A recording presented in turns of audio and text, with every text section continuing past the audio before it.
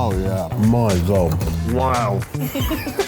British regional dishes were once a laughingstock, both at home and abroad, but now a new generation of chefs are serving them up with a modern edge. I want to find out how they're bringing them up to date and discover whether this may be the moment when we're ready to fall in love with those old classics.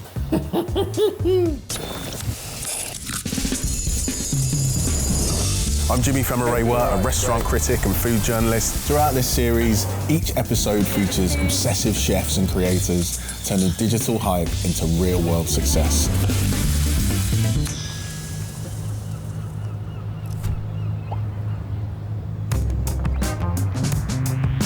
Norah is right here on the outskirts of Edinburgh, overlooking the water, and this is the home of Claire Hanrahan's cooking. She's classically trained, started off in illustrious kitchens like the Palmerston, and now she is reintroducing a whole generation to the pleasures of home-cooked, hearty food.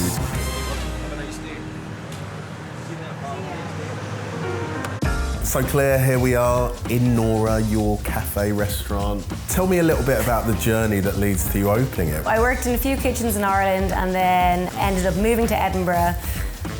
I'm gonna say 10 years ago, aren't I? To be fair, 9 years ago.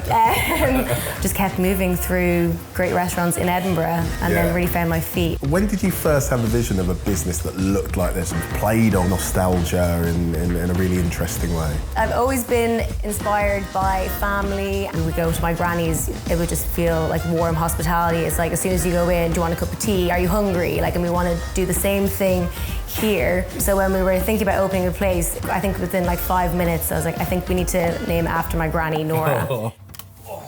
Thank you.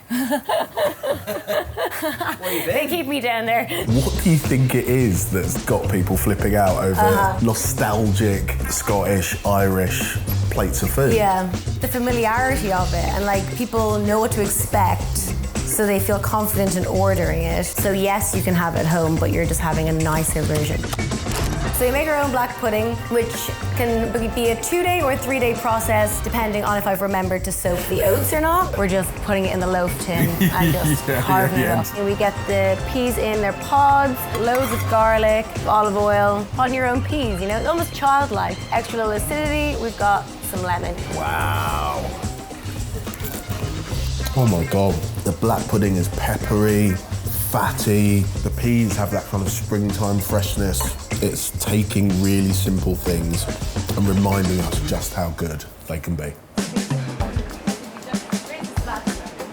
The Irishness of Norah, is that something that you wanted to be quite balanced about? It's the nods to the Irishness, our version of the Danish breakfast. How do we put an Irish spin on this? Soda bread is the obvious option, rather than using, a French cheese or a Danish cheese. We've used Culea, which is a hard cheese from Cork, which is basically an Irish version of Gouda. I feel like this kitchen makes me look like a mad woman because it's just lots of taped up old menus and various things. Norah's got national acclaim now. You've won a Condé Nast Traveller Award. You've been reviewed in glowingly in papers. We had a guy come straight off a plane from New York, took the tram down and came straight here.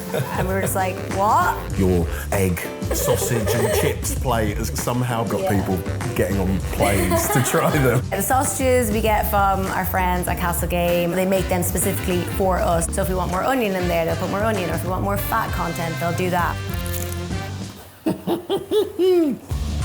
Properly crisp fried egg, herby sausage, and those chips. So soothing, comforting, nostalgic, tick, tick, tick. Sometimes it does feel a bit like, oh gosh, are we doing enough here? But I think it's just if you are doing what you want to eat, then I think people can see that. And we're so lucky that people come 3 times a week, which is crazy. I feel like I don't go anywhere 3 times a week. Norah, it's charming, it's a cute little room. It seems simple on the surface, but it's so complex. Claire is putting in so much effort. They're podding peas, making their own black pudding. They are doing old school domesticity with an unbelievable cutting edge.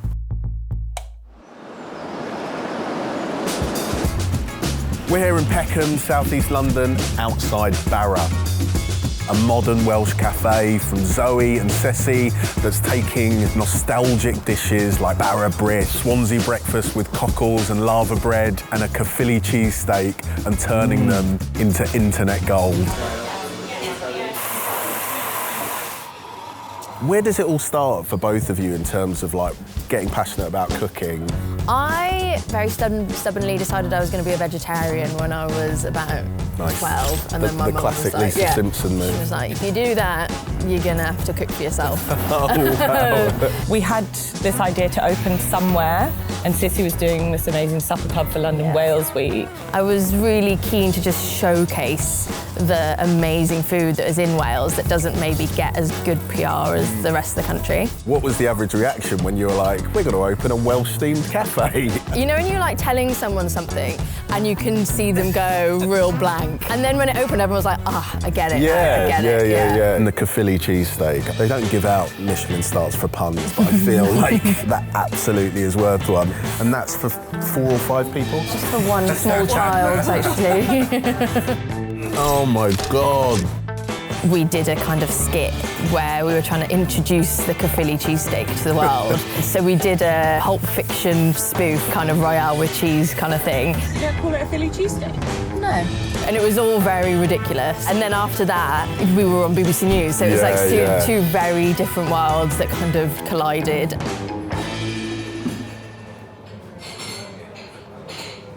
What's people's perception of Welsh food? It just doesn't really have enough being said about it. You've got the most amazing seafood, you've got incredible meat coming out of there. Once people do try it, and what we've seen is, you know, people coming and trying stuff here, they're like, wow, this is amazing, this is great. The Swansea Breakfast is a very old-fashioned dish that you can get in Swansea Market. It's very Welsh. All the ingredients in it are, you know, cockles and lava bread and leeks. It's kind of like a twist on a fry-up in some ways. Yeah, like a Welsh fry-up. This is the lava bread, lava seaweed, and it's like boiled and boiled and boiled and boiled into like a paste. And it's got a Welshman's caviar. Here is my Swansea breakfast. It's hearty, it's rustic. The lava bread, it's so specific, it's really good, and it works with those leeks. So distinct, but it reminds you of so many things at the same time. That's what it's all about. There's so much uncertainty when you're opening somewhere already, like let alone how people will kind of like react to the food. So I think people being excited about it and like talking about it just means that, you know, we're doing something right. Didn't really want to leave Bara. It's that sort of place. Flying the flag for like really great Welsh produce, reviving nostalgic dishes and turning that into like an internet phenomenon. Brilliant stuff. Oh yes, leeks, bacon, such a nostalgic flavour combo that's given me lots of ideas for my own recipe packed with Sainsbury's ingredients. Stay tuned to see what I come up with. Come on. Please mind the gap between the train and the platform edge.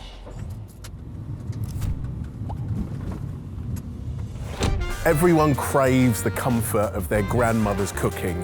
But if your grandmother wasn't an especially good cook, you can come to Auntie Lou's. Right here in Stockport, in an ancient market hall, Emily is creating pies, pastries, stews and bakes that are giving nostalgia a whole new look. Take me all the way back. Where does it begin for you? And like cooking, baking? I guess I've been brought up with 2 really strong grandmothers. My Irish granny was all about the sausage rolls. My God. Who is Auntie Lou? Oh, so I'm Auntie Lou, I'm Emily Lou, and all the women in my family have the same middle name, Louise. Yeah. So I wanted to just get everyone in my family involved in the concept. Long line of feeders. Oh, totally. Right, jam, butter.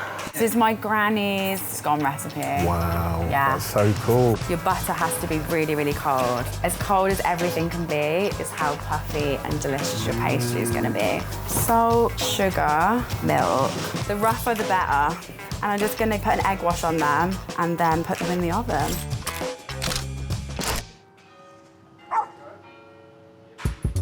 You weren't kidding about them being big and generous. Salted butter from Estate Dairy. Homemade apricot jam. We serve this with the option of having cheese. That feels quite unusual in a way. It's basically like the same concept of cheese and chutney. Oh my God. Oh yeah. The sweetness of the scone has been pitched just on the knife edge between salty and sweet. Apricot jam, mellow and complex, and then you've got this intensely salty, creamy cheese on top.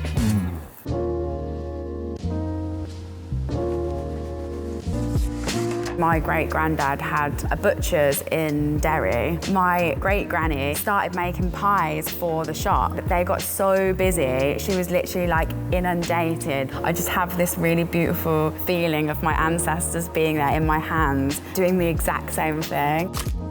Of course, what your great-granny wouldn't have had is the ability to like get the word out there with social media and stuff like that. Yeah, Have you she kind of, didn't need it. is that something that you've like embraced? I think that was like a really, really important It made a thing. difference. I'd be very honest with the journey and film everything that went right and everything that went wrong. That really built up the story of Auntie Lou's.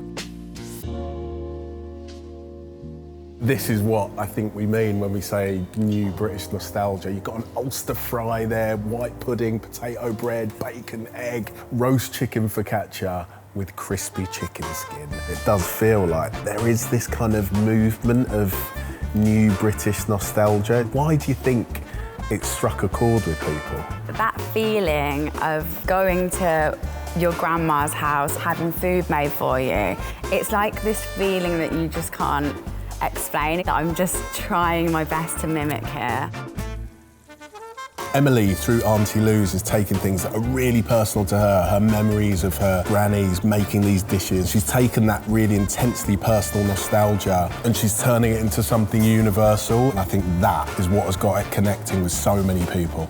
Now it's time to take all that inspiration back and put it into my own dish, packed with Sainsbury's Taste the Difference ingredients. Inspired by my trip to Bara Cafe in South London, this is my bacon leek and focaccia breakfast bake. Fry up your Taste the Difference streaky bacon, set it aside until it cools, and then chop it up into small, rough pieces. That bacon is air-dried and hand-cured, and it comes from British bred pork, perfect for this dish all about celebrating local produce. You're gonna chop those Taste the Difference baby leeks, put them in the pan with a little drizzle of extra virgin olive oil, a little bit of pepper. Those baby leeks are sweet and mild, and that pepper's really gonna set them off. Our egg mixture. This is almost like a savoury bread and butter pudding, given a Welsh and hopefully Bara approved twist. Crack in some eggs, add a healthy dollop of Dijon mustard, whisk it all together. This is Taste the Difference rosemary and sea salt focaccia. I put it in an oven, dried it out a little bit just so it absorbs that eggy mixture even more. Mix in that bacon and those softened leeks. Egg mix, pour it over the focaccia, leek and bacon. Leave it to soak for about 15 minutes. Scatter over some cheese, pop it into the oven and bake it for about 15 to 18 minutes or until it's golden brown, bubbled and incredibly enticing. What I really took from meeting all these chefs, cooking food that's nostalgic and comforting, so much of what I heard was about family recipes and that feeling of being looked after. I want them to feel that sense of comfort and connection from the moment they take that first bite. Come on.